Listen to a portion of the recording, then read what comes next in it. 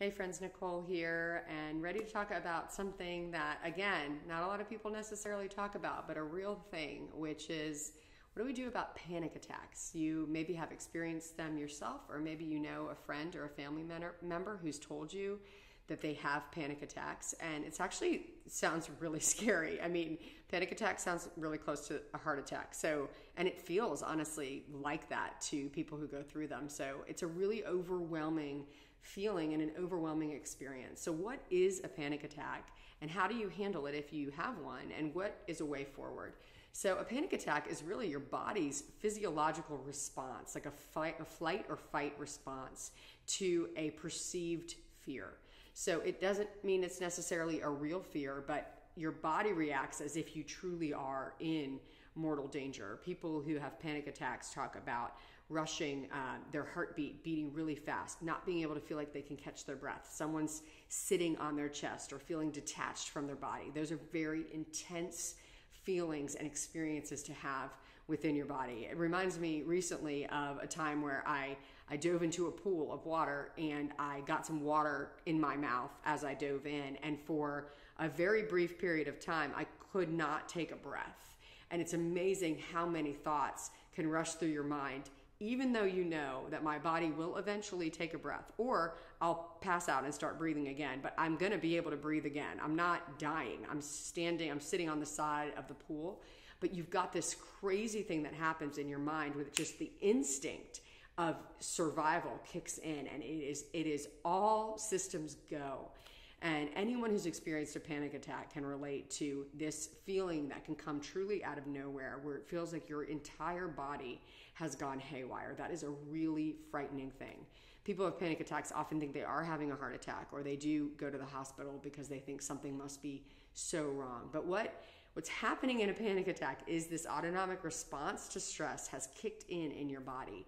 And panic attacks pass. That's the most important thing you need to know if you've had one, or if you have a friend who has them, is that they will pass. It might be 10 or 20 minutes. They rarely last longer than that. And the body is going to build this heightened experience and arousal, and then it's going to dissipate as the fear does not realize itself. So it will pass. And if you have a friend who's been through it, just knowing that there's nothing that you need to do. It's not going to help if you talk to your friend through it. It's a thing that you just have to kind of get through.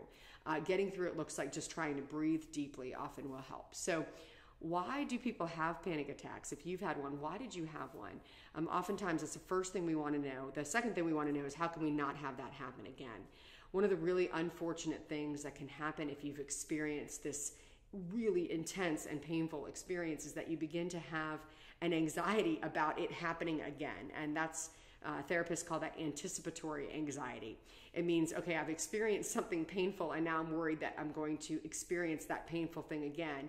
And I begin to change my life. I change the circumstances of my life to try to avoid that. Well, unfortunately, often what happens is that the very fear of the attack happening brings on more attacks. So it doesn't help to change the circumstances. So let's say you were at a baseball game. When you had a panic attack, you might think, I'm going to avoid all baseball games. And then you begin to be fearful that it's not about baseball games. Maybe it's just about sporting events. And then if it's not about sporting events, maybe it's about being in public. And so the world begins to shrink smaller and smaller as you take steps to avoid ever having to feel that feeling again. But that whole line of thinking only actually leads to more anxiety. It's not really that helpful. And if you've ever done anything really hard or painful, let's take running as an example. If you've ever run and you never ran before, and you set off to run 1 mile, that is going to be one really painful mile. You may not be able to run the whole thing. You're going to feel like you're dying. If you run that mile again the next day, and the next day, and the next day, if you run that mile consistently for a week or two, the way that mile feels by the time you get to day 14 or day 21 or day 60 is going to feel completely different than it felt on day 1. And that analogy really applies to a panic attack.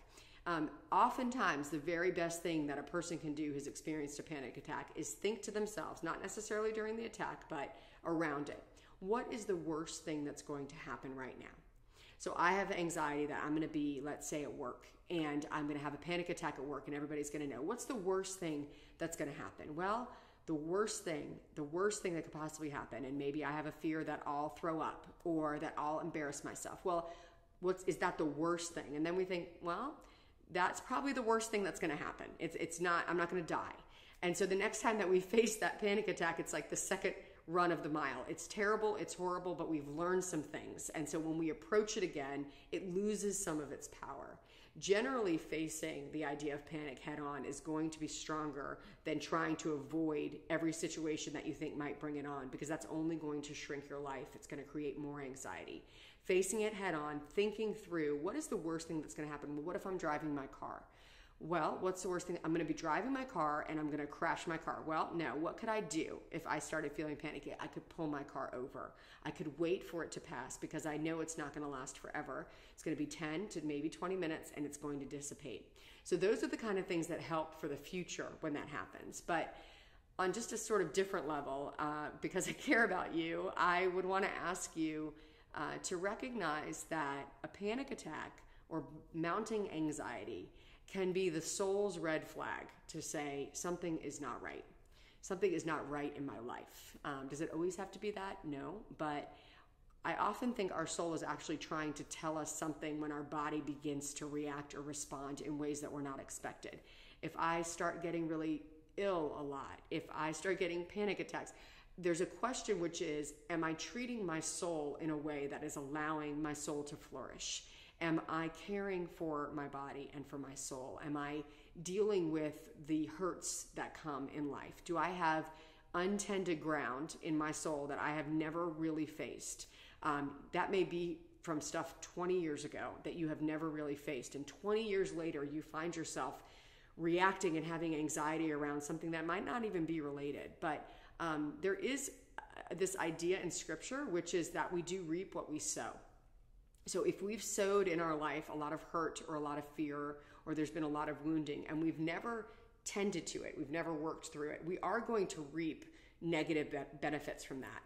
If I've sowed in my life a wellness, a spirit of wholeness, that I am gentle and I care about my body and my soul and my relationships, we are going to reap a much different sort of positive life out of that. So as you struggle or deal with this, if it's new for you, you've never had it before, I want to encourage you to deal first with the thinking about it, know that it will pass, and then also deal with the question, is my soul raising a red flag about something that I need to deal with?